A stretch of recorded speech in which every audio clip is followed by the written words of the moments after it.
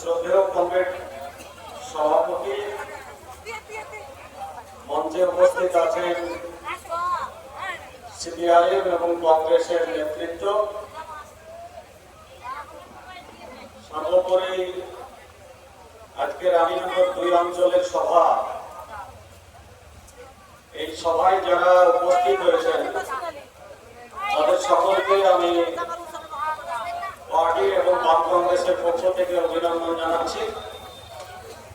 শুধু রানীনগর 2 অঞ্চল নয়, যেহেতু আজকে এখানে বক্তা হিসাবে উপস্থিত ছিলেন কমরেড শতরূপ ঘোষ, কাজেই কাতলামারি 1, কাতলামারি 2 এবং রাজাপুর, সেখান থেকেও প্রচুর মানুষ এখানে এসছেন এবং রানীনগর নবীনপুর বাজারকে যে ভরপুর করে দিয়েছেন, লোকে লোকারণ্য হয়ে গেছে।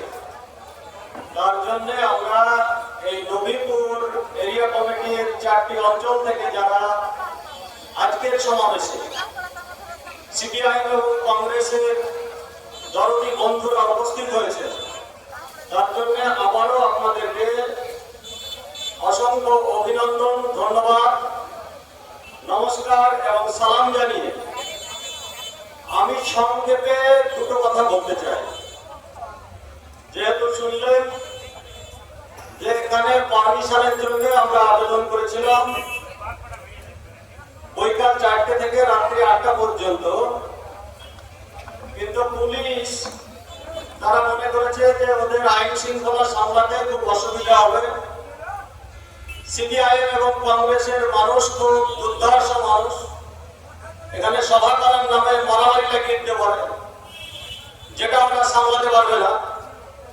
তার জন্য এই পারমিশনকে কেটে, সময়কে কেটে 6টা করে দিয়েছে।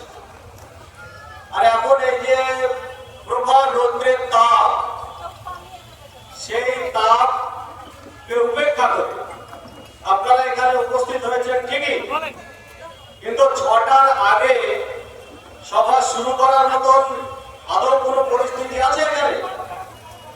এই তাপের মধ্যে অনেক মানুষ অসুস্থ হয়ে পড়ছে। আমি সেই জন্য রানীনগর থানার পুলিশ প্রশাসনের কাছে বিনীতভাবে আবেদন জানাবো যে একটু মানবিক হওয়ার চেষ্টা করুন। কারণ আপনারা যদি মানবিক না হন, তাহলে 8টা পর্যন্ত আমরা লিখলাম আর সেইটাকে কেটে 6টা করে দিলেন, মানে মাগরিবের নামাজের আগেই আমাদের এই সভা শেষ করে দিতে হবে। তো যদি কাটারই ইচ্ছা ছিল তাহলে প্রথম দিক থেকে কাটতে পারতেন। 4টে, 5টা, 6টা পর্যন্ত কেটে নিয়ে 6টা থেকে 8টা পর্যন্ত পারমিশন দিতে পারতেন। ওনারা তো জানেন যে মানুষ এই রোদের সময় কখন জামায়াত হবে, তাহলে সেই জন্য আমাদের এই সভা আর দীর্ঘক্ষণ চলবে না। আমি শুধু একটা ঘোষণা দিতে চাই, এখানে সিপিআইএম এবং কংগ্রেসের যে সমস্ত নেতারা গুরুত্বপূর্ণ বক্তব্য এবং আলোচনা করেছেন, তা নিশ্চিতভাবে আপনারা বুঝেছেন যে কেন মুর্শিদাবাদ কেন্দ্রে বামফ্রন্ট মনোনীত ভারতের জাতীয় কংগ্রেস সমর্থিত সিপিআইএম প্রার্থী কমরেড মোহাম্মদ সেলিমকে জেতাতে হবে, আর কেন বিজেপি এবং তৃণমূল কংগ্রেসকে হারাতে হবে। ওরা যে হারবে তা নিশ্চিত। গতদিনে দেখেছেন যে কাতলামারি 2 সভা হয়েছে, সেখানে একসময় এই এলাকার সিপিআইএম এর দাপুটে নেতা ছিলেন, এবারও তার বাড়ি থেকে হয়তো তৃণমূল কংগ্রেসের মেম্বার আছে, আমাদের জাহারউদ্দিন ভাই, তিনি এই জোটের মঞ্চে এসে আমাদের পার্টিতে যোগ দিয়েছেন। কাতলামারি 2 এর ওই সমাবেশ থেকে বক্তব্য রেখেছেন যে তৃণমূল কংগ্রেসে গিয়ে আমি কি ভুল করেছিলাম, আমার পরিবারের কি কি ক্ষতি হয়েছে, সেই জন্য নিজের ভুল বুঝতে পেরে তিনি তো যোগ দিয়েছেন। উপরন্ত এখনো যারা বুঝতে পারছে না, চোরের ভাগিদার হয়ে বসে আছে চুরি না করা সত্ত্বেও, তাদের কাছে আবেদন করেছেন যে এই এলাকার অনেক শুভবুদ্ধি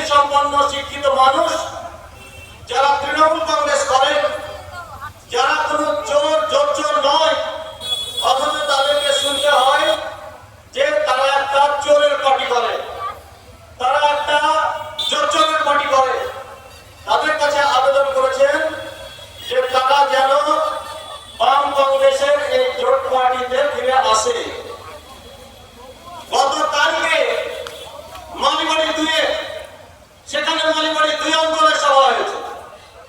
সেখানেও আমরা দেখেছি যে তৃণমূল কংগ্রেস থেকে কংগ্রেসে যোগদান করেছেন অনেক মানুষ সেখানে জমায়েত হয়েছিলেন একটা অঞ্চলের উপর। আজকে আমরা যে এখানে সমাবেশ করছি রানীনগর 2, এখানেও যারা ভুল বুঝে এক সময় তৃণমূল কংগ্রেস গিয়েছিল, আমাদের এক সময়ের এই রানীনগর 2 অঞ্চলের প্রাক্তন প্রধান আব্দুল খালেক সাহেব এবং এই এলাকার যুব নেতা হিসেবে পরিচিত ছিলেন মাসুম শেখ এবং তাদের সঙ্গে আরো যারা আছেন গিয়েছিলেন, তারাও আজকের সভাতে যোগদান করবেন। তৃণমূল কংগ্রেস থেকে এই সিপিআইএম এ তারা যোগদান করবেন। তবে এটা বুঝতে আমাদের আর কোনো অসুবিধা আছে যে যেরকম ভাবে আমাদেরকে ভয় দেখাক বা সমালোচনা করুক, এখানে তৃণমূল কংগ্রেসের আবু তাহের খান এবার জিতবে না। এখান থেকে জিতবে বাম কংগ্রেস জোট প্রার্থী কমরেড মোহাম্মদ সেলিম, কারণ সেলিমই আগামী 4 জুন জিতে দিল্লি পার্লামেন্টে অংশগ্রহণ করবে। কেন জিতবে তৃণমূল কংগ্রেস? আর সাম্প্রদায়িক বিজেপি, যাদের সামনে মানুষের উন্নয়ন করার কোনো নতুন এজেন্ডা নাই, মানুষের সমস্যার সমাধান করার যাদের সামনে কোনো রাস্তা নেই, আজকে তাদেরকে কেন ভোট দেবে? যারা শুধু মন্দির মসজিদের রাজনীতি করে, যারা এনআরসির নামে বলে মুসলমানদের এখানে থাকতে দেওয়া হবে না, যারা সিএএ সিটিজেনশিপ অ্যামেন্ডমেন্ট অ্যাক্টের নামে বলে যে মুসলমানদের এখান থেকে তাড়িয়ে দেওয়া হবে। আমরা অনেক হিন্দু হয়তো উৎফুল্ল হই যে এই ভারতবর্ষ হিন্দু রাষ্ট্র হবে, সেটা ভালোই হবে। আদৌ কি তাই?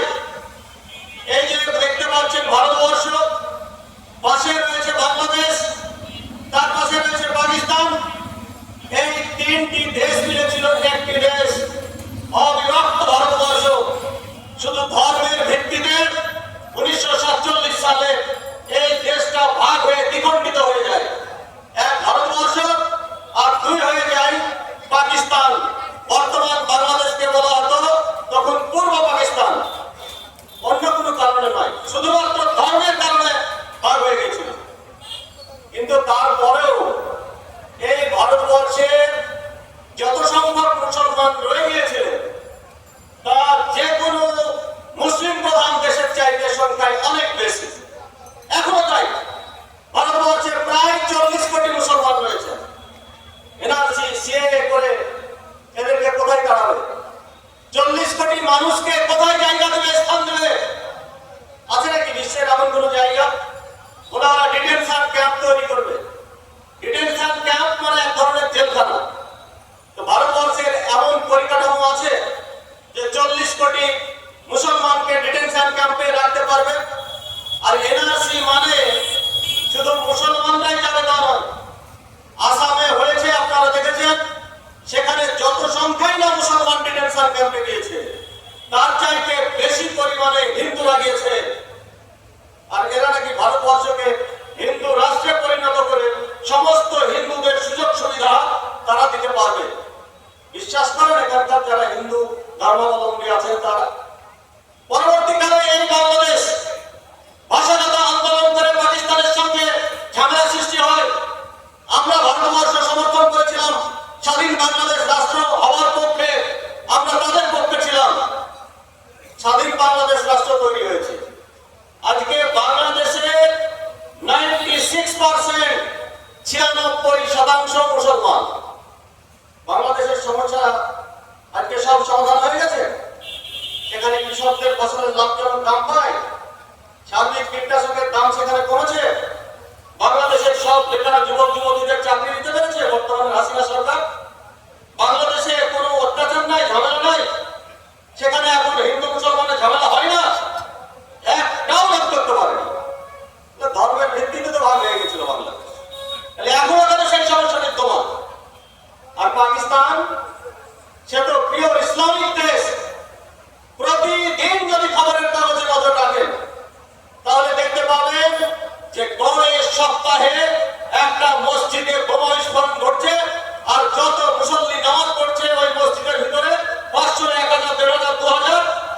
মারা যাচ্ছে একটা বোম ব্লাস্টের ফলে। তারা বোম ফাটাতে যায় এখানে, ভারতবর্ষের যারা সন্ত্রাসবাদী তারা। এখানে আমরা যে বিজেপি বলছি তারা না আরএসএস দেয়, ওখানে আরএসএস বিজেপি ভারতবর্ষের সন্ত্রাসবাদীরা যায় না। ওখানে মুসলমানদের মধ্যে দুটো ভাগ রয়েছে, সেটা হচ্ছে শিয়া আর সুন্নি, যারা কোনোদিনও এক হতে পারেনি, সেই লড়াই এখনো চলছে। এই ভারতবর্ষে যারা স্লোগান দেয় যে বাজার স্বার্থে সমস্ত মুসলমানকে এক হতে হবে, এই ভারতবর্ষের সমস্ত মুসলমানরা আমরা এক হতে পেরেছি? আমাদের মধ্যে শিয়া সুন্নি নেই, আমাদের মধ্যে ওই রায়বেরেলি আর একটা কি আছে দেওবন্দ, ওইসব নেই, গোল টুপি লম্বা টুপি নেই, নামাজ পড়ার সময় লাভির নিচে হাত বাঁধবো না বুকের কাছে হাত বাঁধবো, এই সমস্যা নেই। আমরা মুসলমানরা এক হতে পারি, খ্রিস্টান তারা এক হতে পারেনি। ভারতবর্ষের যত ধর্মাবলম্বী মানুষ আছে নিজেদের মধ্যেই কোনো মিল নাই। আর নরেন্দ্র মোদী আর অমিত শাহ নতুন করে স্বপ্ন দেখাবার চেষ্টা করছে আমাদেরকে যে সমস্ত হিন্দুরা এক, তাই নাকি? এখানে যারা আছেন তারা জানেন না যে হিন্দুদের মধ্যে বর্ণভেদ সবচাইতে বেশি। হিন্দুদের মধ্যে চারটে যে শ্রেণী আছে, ব্রাহ্মণ, ক্ষত্রিয়, বৈশ্য, শূদ্র, ইতিহাসের পাতায় পড়েছি তো আমরা। এগুলা কি বিলোপ ঘটেছে না এখন আছে? যারা শূদ্র শ্রেণীরাই তারা পুজো করতে পারেন, সমান অধিকার আপনার ধর্মে দিয়েছে, এটা দিয়েছে একমাত্র ব্রাহ্মণদেরকে, কোন বৈশ্যকে দেওয়া হয়নি, শূদ্রকে দেওয়া হয়নি, বা তার নিচের জাতিকে দেওয়া হয়নি। তো সমস্ত হিন্দুকে এক করবে কিভাবে? সেই জন্য বলছি যে যারা ধর্মের ভিত্তিতে রাজনীতি করে, তৃণমূল কংগ্রেস এবং বিজেপি, তাদের দিকে মানুষ আর নেই। একটা নির্বাচিত সরকারের কাজ হচ্ছে, সে কেন্দ্রীয় সরকার হতে পারে, সে রাজ্যের সরকার হতে পারে, যে কোন মানুষটা খেতে পারছে না সেটা দেখতে হবে, তার খাবারের ব্যবস্থা করতে হবে। বেকার যুবক যুবতী কাজ পাচ্ছে না, তার কাজের ব্যবস্থা করতে হবে। হাসপাতালে গেলে 8 টাকা দামের একটা স্যালাইন পায় না, সেই চিকিৎসার ব্যবস্থা করতে হবে। যাদের মাথার উপরে এখনো ছাদ হয়নি তাদের ছাদের ব্যবস্থা করতে হবে। আর বর্তমানে বড় লোকদের আবার শিক্ষা হয়ে যাচ্ছে, গরিবের ছেলে মেয়েদের আর শিক্ষা থাকছে না। এই শিক্ষাকে সার্বজনীন করতে হবে, গরিব বড় লোক নির্বিশেষে শিক্ষাকে বিনা পয়সায় পড়ানোর ব্যবস্থা করতে হবে সকলকে। এটাই হচ্ছে নির্বাচিত সরকারের কাজ। নির্বাচিত সরকারের প্রধানের কাজ নয় যে আমি কটা মন্দির উদ্বোধন করলাম, এটা কখনো সরকারের কাজ হতে পারে। আমি কটা দুর্গাপূজা উদ্বোধন করলাম কেটে কেটে, এটা মুখ্যমন্ত্রীর কাজ হতে পারে না। আমি কটা মসজিদ উদ্বোধন করলাম, এটা কোনো সরকারের মন্ত্রীর কাজ হতে পারে না। এর জন্য নির্দিষ্ট ধর্মের ধর্মগুরুরা রয়েছেন, তারাই ধর্মটাকে ভালো বুঝেন, তারাই ধর্মটাকে ভালোভাবে পরিচালনা করতে পারবেন। আজকে ধর্মের নাম করে ভোট চাওয়া হয় এই ভারতবর্ষে শুধু আমরা দেখেছি। আজ বাংলাদেশের কথা বললাম, শেখ হাসিনা সেখানে ভোট করছে, সেখানেও কোনো গণতন্ত্র নেই, সেখানকার মানুষদের গণতান্ত্রিক অধিকার প্রয়োগ করতে দেওয়া হচ্ছে না। আজ একই রকম ভাবে এখানে এই যে মমতা ব্যানার্জির সরকার আছে, তারাও চায় যে মানুষকে ভোট দিতে দিলে তারা ভোট দিবে না। নরেন্দ্র মোদীও চায় যে তাদের ভোটাধিকারের কোনো প্রয়োজন নেই। সেই জন্য আমি আবেদন জানাবো আপনাদের কাছে যে আমরা আগামীতে যদি ইন্ডিয়া জোটের সরকার তৈরি করতে পারি আর এই কেন্দ্র থেকে মোহাম্মদ সেলিমকে জিতিয়ে আমরা পার্লামেন্টে পাঠাতে পারি, তাহলে পরিষ্কার ভাবে বলে রাখছি, শুনে রাখুন, মমতা ব্যানার্জি যে ভুল বোঝাচ্ছে মানুষকে যে লক্ষ্মীর ভান্ডার বন্ধ হয়ে যাবে, লক্ষ্মীর ভান্ডার মমতা ব্যানার্জির আঁচলে বাঁধা পয়সা নয় যে মমতা ব্যানার্জি আঁচল থেকে খুলে সব মেয়েদেরকে লক্ষ্মীর ভান্ডার দিয়ে দিচ্ছে। ওটা হচ্ছে একটা সরকারি প্রকল্প। কে সরকারে থাকলো না থাকলো তার সঙ্গে কিছু যায় আসে না। সরকার পাল্টে গেলেও লক্ষ্মীর ভান্ডার চালু থাকবে। বরং শুনে রাখুন যে ইন্ডিয়া জোটের সরকার তৈরি হলে কংগ্রেসের পক্ষ থেকে ইশতেহার ঘোষণা করা হয়েছে, আমরা সেটাকে সমর্থন করেছি যে প্রত্যেকটা গরিব ঘরের মেয়েদেরকে মহালক্ষ্মী প্রদান করা হবে, যাতে মাসে 1000 টাকা ভিক্ষে নয়, তাদেরকে বছরে 1 লাখ টাকা করে দেওয়া হবে, যেটা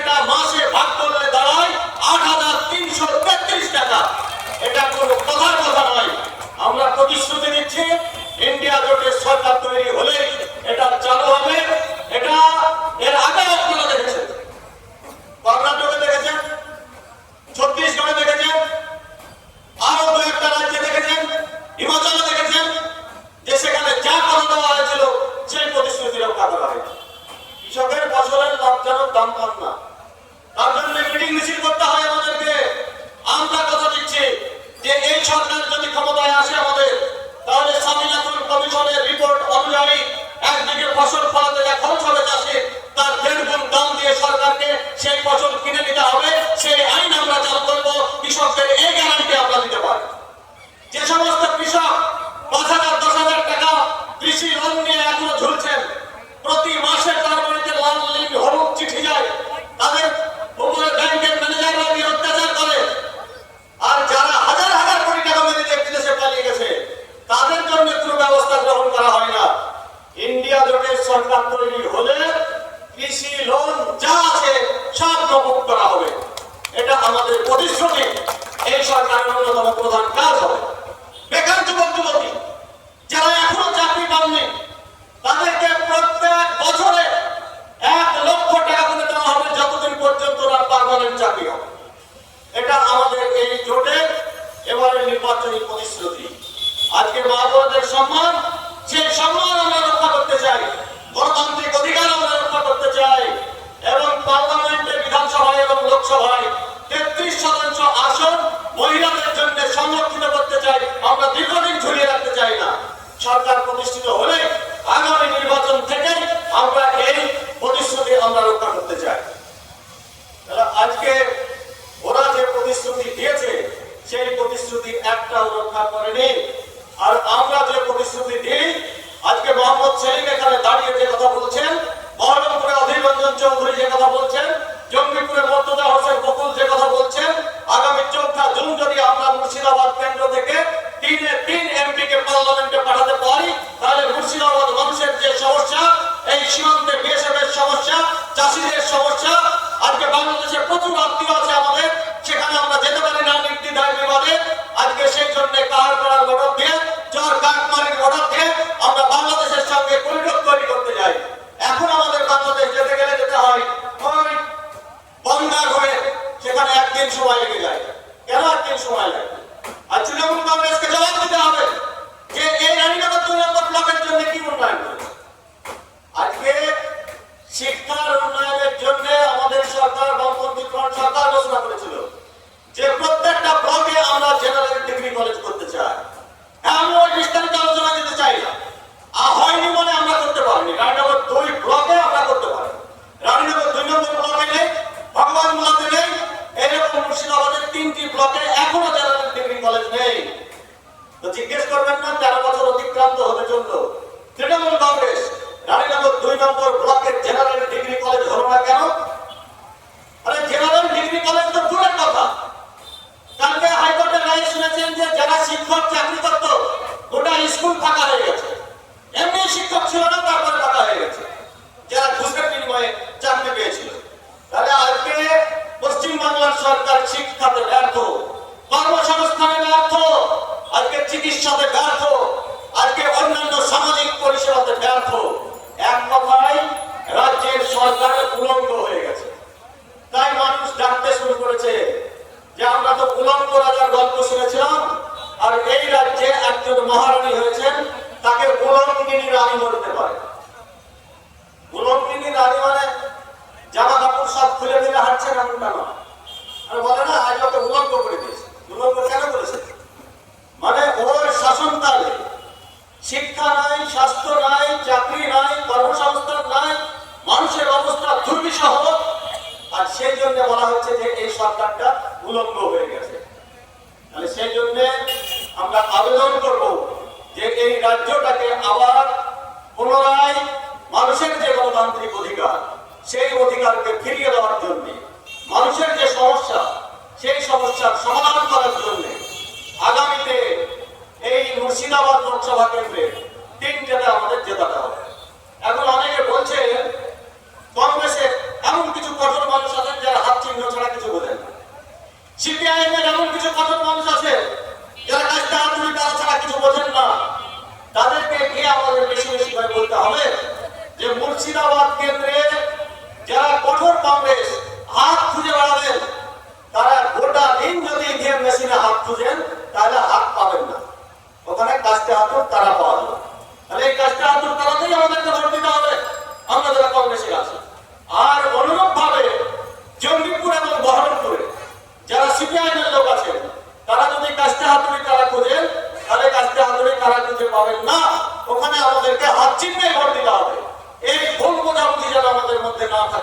সেই জন্য প্রত্যেকটা পাড়াতে পাড়াতে গিয়ে আমাদের এখন থেকে প্রচার চালাতে হবে।